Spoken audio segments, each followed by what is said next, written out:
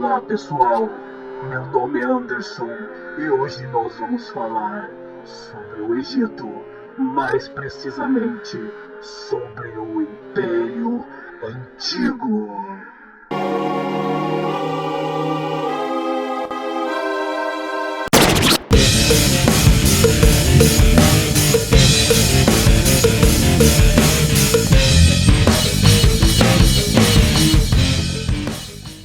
Então vamos agora aos nossos objetivos. Primeiro, reconhecer os principais aspectos do Império Antigo. Segundo, analisar a produção artística do período. Terceiro, compreender a relação da arte com a sociedade egípcia da época. Agora, nossa revisão. A época Tinita marca o desenvolvimento das características que farão parte do Egito até o fim de sua história, como a divinização do faraó, o uso dos hieróglifos, ampliação do culto aos deuses com formas humanas. Tem início com a unificação do Egito e conta com duas dinastias, embora tenhamos poucas evidências que nos permitam ter certeza de alguns elementos dessa época, como o nome do primeiro faraó. Seria Menés? Seria Narmer? Nem os próprios egípcios tinham certeza quanto a isso. Na arte, temos o aperfeiçoamento do que era criado no pré-dinástico, com vasos lapidados e a criação das primeiras obras-primas egípcias. São construídas mastabas mais complexas e templos, porém ainda com tijolos. Após a época Tinita, chegamos a um dos períodos mais conhecidos da história do Egito, o Império Antigo. E por que é o mais conhecido? Porque em suas dinastias foram construídas as pirâmides. Os primeiros túmulos egípcios não eram piramidais, na verdade eram estruturas retangulares feitas de tijolos chamadas mastabas, e possuíam um fosso com câmaras onde era depositado o corpo do faraó. Nesse local havia banheiros, objetos de uso cotidiano, alimentos, animais e até mesmo escravos para servi-lo na outra vida. A primeira pirâmide foi construída para o faraó Djoser, da terceira dinastia em Saqqarah, por seu arquiteto Imhotep. Esse era também médico, sacerdote, mágico e foi divinizado e adorado tanto no Egito como também na Grécia, sob o nome de Asclépios. A pirâmide foi erguida com pedra e não com tijolos como eram as mastabas. Ela reproduz a residência real em Mênfis e possui passagens secretas e portas falsas. E se acredita que a intenção dos egípcios com esses obstáculos seria tanto para proteger a múmia e seus tesouros, como para impedir a volta do morto ao mundo dos vivos. A história dessa dinastia ainda é incerta, mas temos conhecimento sobre expedições ao território da Líbia e a região do Sinai, destinada a trazer turquesas, além da anexação da Baixa Núbia e a transferência da capital para a cidade de Mênfis, no Baixo Egito. O sucessor de Djoser nos legou, em um reinado curto, estimado em apenas 6 anos, uma pirâmide de degraus inacabada, e sabemos que seu último representante teria começado uma pirâmide terminada por seu sucessor, Snefru, primeiro representante da quarta dinastia. E a partir daqui são construídas as primeiras pirâmides de sua forma definitiva, como as pirâmides de Gizé e a Esfinge. A maior delas, construída para Quéops, possui cerca de 146 metros de altura, sem nenhum tipo de argamassa, apenas blocos de pedra cortados com precisão. A função desse tipo de construção despertou a curiosidade de gregos e romanos, mas somente no século XIX é que se descobriu a sua função como túmulos dos faraós. Já a Esfinge, que por muito tempo foi vista como uma representação de uma mulher, hoje sabe-se que se trata do faraó Khefren, que também possui uma pirâmide em Gizé ao lado do faraó Miquerinos. Dentro desse contexto, somente as obras religiosas como as pirâmides, mastabas, hipogeus e templos é que mereciam um tratamento mais duradouro através da pedra, pois as construções civis, incluindo o palácio do faraó, eram feitas de tijolos e não resistiram ao tempo. A quinta dinastia é menos rica em monumentos que a anterior. No entanto, nessa época, os túmulos começaram a ser decorados com cenas inspiradas no cotidiano. Essa situação também demonstra que o poder real começara a se enfraquecer, pois a sepultura real foi diminuindo ao mesmo tempo em que as sepulturas privadas vão ganhando maior importância, de modo de que a única diferença está na forma do túmulo. o rei em uma forma de pirâmide e a mastaba para os particulares. Com o fim da quinta dinastia, temos o chamado primeiro período intermediário. No Império Antigo, o governo foi constituído pelo faraó, que tem poderes absolutos, auxiliado por um corpo de ministros, funcionários, escribas e sacerdotes. Nesse momento, temos o início da estratificação social do Egito, ou seja, no topo da pirâmide, os faraós, os nobres e os sacerdotes. No centro, a massa da população, composta por mercadores, artesãos e camponeses. Ainda na base estavam os escravos, que eram obtidos geralmente através das guerras, mas não existia em absoluto.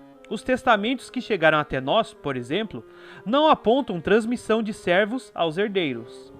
Deve-se apontar, porém, que não existiam castas no Egito. Se na terceira dinastia temos a figura do chanceler como dirigente da administração geral, sob a quarta dinastia emerge o vizir, no posto mais elevado, e eram escolhidos entre os membros da família real devido à sua importância. Justiça, tesouro, arsenal, trabalhos agrícolas e obras públicas. Esse processo complexo acaba caindo sobre as costas dos escribas, responsáveis por redigir as listas, contratos, testamentos, títulos de propriedade, reunir a documentação das províncias e todo um trabalho burocrático que pode ter lhe soado bem familiar. Toda essa documentação era realizada nos papiros, obtidos através das folhas da planta de mesmo nome. Seus rolos eram flexíveis e manejáveis, porém frágeis, nos deixando menos informações do que as tabuletas de barro da Mesopotâmia. A economia egípcia girava em torno da agricultura, pesca e pecuária. Os pagamentos eram feitos através de domínios aos altos funcionários, e os pequenos funcionários recebiam porções de gêneros como pão, peixe, cerveja, roupas. O ritmo do trabalho no Egito era ditado pelas cheias do Nilo. Em setembro se semeava os campos, principalmente trigo, cevada e linho, às vezes lançando a semente no solo, sendo ela enterrada pelos animais soltos no campo ao pisarem no solo. E a rega era desnecessária, apenas para as culturas de cebola, alface, pepino e alho poró. O Vale do Nilo era formado por estepes, o que favorecia a criação de gado, além de oryx, hienas, patos, gansos, grous e pelicanos. Nesse contexto também entra a pesca, que favorece tanto a alimentação quanto a caça, que além de prover alimentos, tem possibilidade de favorecer a domesticação de novas espécies. As trocas são de suma importância para a economia egípcia, visto que não possuem grandes reservas minerais e de madeira. Por isso, as expedições são necessárias e, devido à sua importância, são da responsabilidade do próprio faraó. Da costa da Somália se traz incenso, do Sinai se fornece turquesas, a Núbia traz o cobre e os desertos orientais, além deste, fornecem ouro e as pedras necessárias aos escultores e oleiros. O comércio era baseado nas trocas, hortelã e legumes por um leque, um vaso por sandálias. A cerâmica é simples e funcional, com muitos exemplares decorados com desenhos geométricos, paisagens ou figuras de animais, barcas e objetos de uso cotidiano feitos de forma esquemática. Também, no fim do quarto milênio, temos ornamentos de luxo, como a pedra malaquita moída para ser usada para pintar as pálpebras, prática feita tanto para embelezamento quanto para neutralizar a intensidade dos raios do sol e afastar as moscas tão presentes naquela região quente e seca. Mas mesmo esse tipo de atividade estava revestida de mágica, pois o preparo da pedra era realizado em forma de ritual. As paletas utilizadas eram trabalhadas com animais e figuras humanas, em uma clara referência à arte pré-histórica, a imagem mágica do animal e a representação dos atos da comunidade. A arte, com exceção da indústria doméstica, estava limitada à realização de tarefas impostas por seus patronos, reis e sacerdotes. Portanto, as principais obras estavam voltadas para ofertas aos deuses e perpetuar a memória dos reis, de modo que podemos enxergá-la como um instrumento de propaganda. Desse modo, o receio de alterações na ordem social levou a declarar as regras tradicionais da arte como algo sagrado e inviolável. Com isso, os sacerdotes alimentavam o poder do faraó considerando-o um deus, e o próprio faraó alimentava o poder dos sacerdotes, promovendo a construção de templos. Cada um deles utilizou o artista como ferramenta para aumentar sua própria glória. É importante destacar que, apesar da pintura mural e da escultura monumental atrair tantos olhares atualmente, não foram feitas para serem admiradas por sua beleza, mas eram encomendadas, em sua maioria, para ficar no interior dos santuários ou nas profundezas dos sepulcros. A arte estava tão subordinada às suas funções práticas que a pessoa do artista desapareceu atrás de sua obra, sem salientar sua personalidade, que temos bem poucos nomes de artistas no Egito Antigo. Isso fica ainda mais evidente com os textos dos escribas, que falam com desprezo da profissão do artista, com exceção dos arquitetos. Também existiam artesãos que trabalhavam atendendo à economia doméstica, produzindo peças como vasos e tecidos, realizando um trabalho que no período anterior era visto como restrito às mulheres. Nesse contexto, surgem escolas onde eram treinados jovens artistas, de modo que aqui também existiam modelos e métodos que nos levam a observar um sistema rígido, de modo que a expressão do artista se concentrou na busca por perfeição e precisão. As informações desse vídeo foram tiradas dos livros Arte nos Séculos, volume 1, As Primeiras Civilizações de Pierre Leveque e História Social da Literatura e da Arte de Arnold Hauser.